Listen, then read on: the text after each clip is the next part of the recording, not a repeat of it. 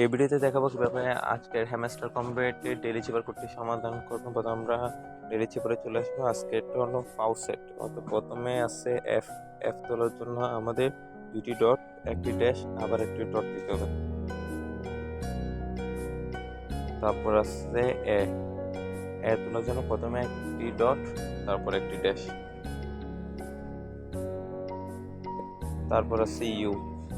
You তোলার জন্য প্রথমে দুইটি ডট, তারপর একটি ড্যাশ দিতে হবে। তারপর আছে সি।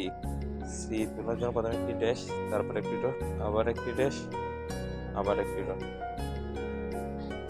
তারপর আছে ই। ই তোলার জন্য জাস্ট একটা ডট দিব। তারপর আছে টি।